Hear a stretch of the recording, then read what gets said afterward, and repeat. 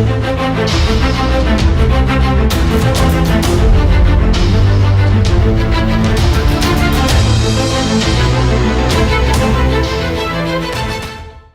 सोचा है कि सर्विसेज सिलेक्शन बोर्ड के सेंटर्स कैसे कैंडिडेट्स को अलॉट होते हैं, कैसे पता चलता है किस कैंडिडेट को कहां रिपोर्ट करना है। डिफेंस एस्पिरेंट्स नमस्कार, आज मैं अभिनव मल्होत्रा आपको बताऊंगा कि सर्विसेज सिलेक्शन बोर्ड के सेंटर्स कैसे अलॉट होते हैं।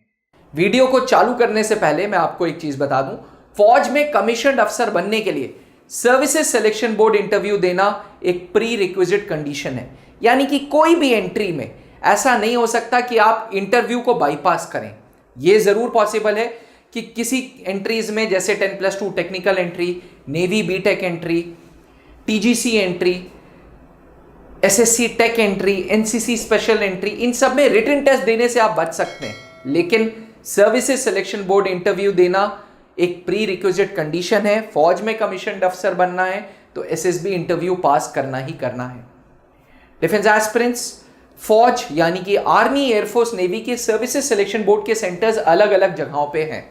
ये अलग अलग जगहों पे जो सर्विसेज सिलेक्शन बोर्ड के सेंटर्स हैं, फौज ने प्रॉपर रिसर्च करके बनाया है। जैसे 5 AFSB गुवाहाटी, 5 AFSB गुवाहाटी में इसलिए चूज किया गया ताकि नॉर्थ ईस्ट के सारे बच्चे गुवाहाटी सेंटर में आ सकें। ऐसे ही जलंधर आर्मी बोर्ड जलंधर में इसलिए बनाया गया क्योंकि हरियाणा, पंजाब, हिमाचल प्रदेश, खुद दिल्ली, ये ऐसे स्टेट्स थे जहां से इनफ्लो कैंडिडेट्स का बहुत ज्यादा आ रहा था और जलंधर एक सेंट्रल लोकेटेड थी जहां पे हर कैंडिडेट इजीली पहुंच सकता था। यानी कि आर्मी, एयरफोर्स, नेवी ने जो जो सर्विसेज सिलेक्शन बोर्ड्स बनाए वो ज्योग्राफिकली ऐसी लोकेशंस पे बनाए जहां कैंडिडेट्स इजीली पहुंच सकें। मैं आपको बता दूं, फौज बहुत ध्यान रखता है, इस कदर ध्यान रखता है कि पहली बार जो कैंडिडेट एसएसबी इंटरव्यू देने आ रहा है उसको 3rd AC का फेयर भी अलॉट होता है।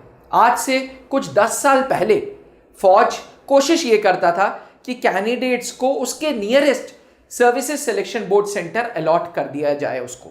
यानी कि जो उसका नियरेस्ट सर्विसेज सिलेक्शन बोर्ड है वो उसको अलॉट कर दिया जाए। हाउएवर अब ऐसा प्रचलन बिल्कुल खत्म हो चुका है। अब कैंडिडेट्स अपनी डेट तो जरूर सेलेक्ट कर सकते हैं, लेकिन सर्विसेज सिलेक्शन बोर्ड का जो सेंटर है वो फौज खुद अलॉट करके भेजता है। रैंडम बेसिस पे अलॉटमेंट होता है। कोई किसी प्रकार का कोई भी प्री रिक्विजिट एल्गोरिदम या यूं कह लें कोई फॉर्मूला नहीं लगा रखा। हाँ, हर सिलेक्शन बोर्ड की एक सीमा है, क्योंकि हर सिलेक्शन बोर्ड में गिने चुने ही GTO अफसर, साइकोलॉजिस्ट और इंटरव्यूइंग अफसर हैं, इसलिए हर सिलेक्शन बोर्ड की एक सीमा है और इसीलिए फौज ने डेट सिलेक्शन लिंक का ऑप्शन दिया है। आज जो भी एंट्री है, फौज कहता है कि आप www.joinindianarmy.nic.in पे जाइए और अपनी मर्जी की सर्विसेज सिलेक्शन बोर्ड इंटरव्यूज की डेट सेलेक्ट कर लीजिए। डेट्स, अलग अलग डेट्स के स्लॉट होते हैं, उन स्लॉट्स को आप सेलेक्ट करके सिलेक्शन बोर्ड पे रिपोर्ट कर सकते हैं। फिर चाहे आर्मी की एसएसबी हो, एयरफोर्स की एसएसबी हो, नेवी की एसएसबी हो, आप इसी वेबसाइट पे जाके ये डेट सेलेक्ट कर सकते हैं। हाँ, यहां पे मैं एक चीज और बता दूं कि अब चेंज ऑफ डेट पॉसिबल नहीं है। Rarest of the rare cases में फौज का सिलेक्शन बोर्ड आपको दूसरी डेट देगा। अदरवाइज सर्विसेज सिलेक्शन बोर्ड की डेट चेंज का ऑप्शन अब खत्म हो गया है। मैं आपको बता दूं, आज भी सर्विसेज सिलेक्शन बोर्ड का पास रेट मात्र 3% है। यानी कि 100 कैंडिडेट्स जब रिपोर्ट करते हैं तब अगर इफ ऑल गोज वेल तो 3 कैंडिडेट्स एसएसबी बोर्ड को पास करते हैं या रिकमेंडेड कैंडिडेट्स की गिनती में होते हैं। जहां इतना लेवल ऑफ कंपटीशन है, भारत आज one of the most populated countries of the world है, उसके बावजूद आर्मी, एयरफोर्स, नेवी की वैकेंसीज फुल नहीं होती हैं अफसरों की, बिकॉज सर्विसेज सिलेक्शन बोर्ड अपने स्टैंडर्ड से कॉम्प्रोमाइज नहीं करता।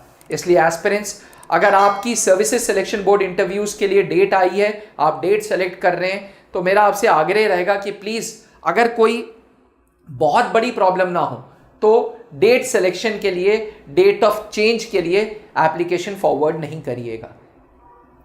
प्रोसीजर बड़ा सिंपल है। जो आपका सर्विसेज सिलेक्शन बोर्ड का आपको सिलेक्शन सेंटर अलॉट हुआ है, अगर आपको उस डेट पे वहां पे नहीं पहुंचना है तो उस बोर्ड को लिखना पड़ेगा, ईमेल ड्रॉप करनी पड़ेगी और वैलिड रीजन देना पड़ेगा।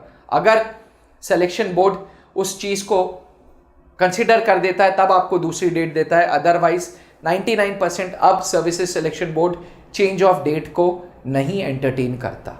एस्पिरेंट्स, पुनः दोहरा दूं, सिलेक्शन सेंटर्स अब रैंडम बेसिस पे अलॉट होते हैं अकॉर्डिंग टू द कैपेसिटी।